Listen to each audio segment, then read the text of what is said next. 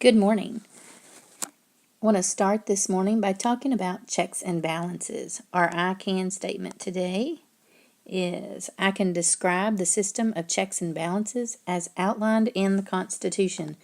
We've been talking a lot about the Constitution over the past couple of weeks, but I wanted to make sure that you understand what checks and balances is.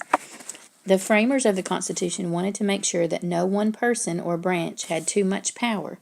They had experienced this with King George III. He made whatever rules that he wanted, as we learned, and didn't have to answer to anyone for his actions.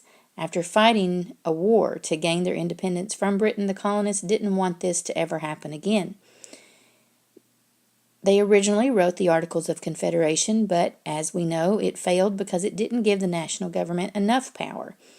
The states had the power under the Articles of Confederation, but that was not going well. So the Constitutional Congress tried again, and this time they wrote the Constitution. Under the Constitution, they created 3 branches of government: the judicial, the legislative, and the executive branches.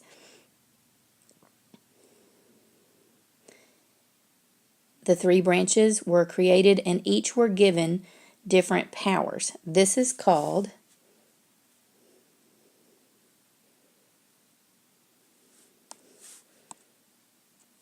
separation of powers. That means that each branch has its own powers, but also that each branch can check up on the other 2 branches to make sure that they're doing what they're supposed to be doing and that no single branch is gaining too much power. When we talk about checks and balances, we talk about what roles each branch serve and how they can look in on the other branches. We're going to start today with the legislative branch and the executive branch. Under the legislative branch, which includes the House and the House of Representatives and the Senate, they write bills and vote on law bills.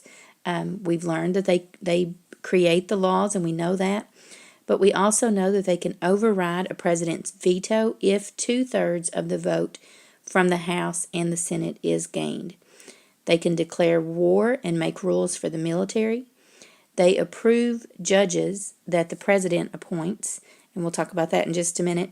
And they can impeach the president or put him on trial and remove him from office if he is doing things that are unconstitutional or appear to be that he is breaking laws. The executive branch includes the president, the vice president, and cabinet.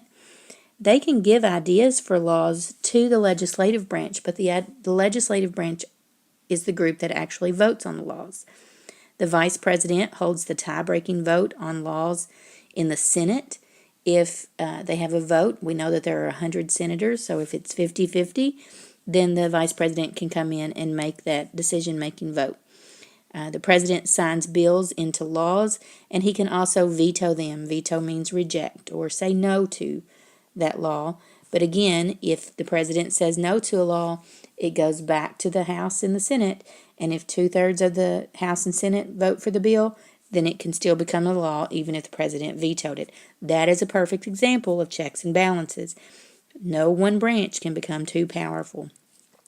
The president is head of the military, however, it is the legislative branch that declares war. The president appoints judges that he wants to the Supreme Court, but the legislative branch gets to approve those appointments, and the president cannot be removed from office without a trial. They can't just say, we don't want you as president anymore. It has to be proven that he has done something illegal. Then we're on to looking at how the executive and the judicial branch can check on each other. We know the executive branch includes the president, the vice president, and his cabinet. The judicial branch includes the Supreme Court and other federal courts. The president appoints federal judges to the Supreme Court, and the president can choose people who think like him. So he can choose people who will make the same decisions that he thinks he would make. Once those are approved by the legislative branch, then those judges serve for life or until they retire. A president cannot remove anyone just because they don't agree with him. So if President Obama has appointed Supreme Court justices, those justices are in for the next president, and the next president cannot remove those judges from the Supreme Court. President signs bills into laws, but the judicial branch can come back and say if the laws are unconstitutional or break the laws that go against the Constitution, and they can stop them from becoming laws. So the legislative branch makes the laws, the president signs the law, but the judicial branch still has to look it over to make sure it doesn't go against the Constitution. The president gets a trial before he can be removed from office, and we know that's called impeachment.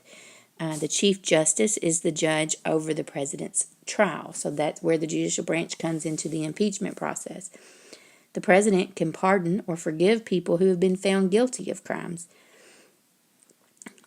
Judges in district courts can find people guilty of crimes, but then if they're in jail, usually at the end of a president's term, they look over things and see if there's anyone that they would like to pardon or say that they don't have to serve their sentence that they're in. And finally, we're going to look at the judicial and the legislative branches to see how they can keep check on one another. The judicial branch decides how Congress meant for laws to work and say that the laws are unconstitutional. The legislative writes the laws.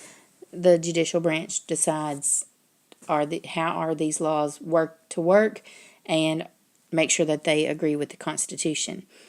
The legislative branch appoints or rejects the president's choices for judges, and the judicial branch, that's where their judges come from, are from the president. Judges serve for life or until they retire. Legislative branch can impeach and remove judges who break the law, the same as they can the president. So they do have that power if they have broken the law, not just because they don't like them, but if they have broken the law, they can be removed. The Supreme Court is the most powerful court with the final decision over laws, and that is for the whole country. The Supreme Court is the highest court in our nation. The legislative branch can create lower federal courts to hear cases, making it harder to bring cases to the Supreme Court for a final ruling. So there are federal courts, there are state courts, there are local courts. We've talked about our district court. All of those are in the judicial branch, but are created in order to not have the Supreme Court hear every single case.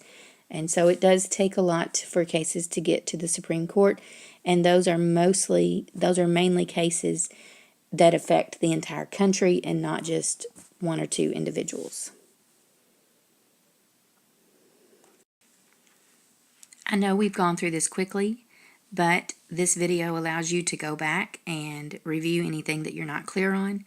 Our I can statement again was I can describe the system of checks and balances as outlined in the Constitution. There is a quiz for you on Edmodo that I would like you to take. It is posted on there, and you may refer back to the video as you go through the quiz. If you have any questions, please let me know, and I hope this helps.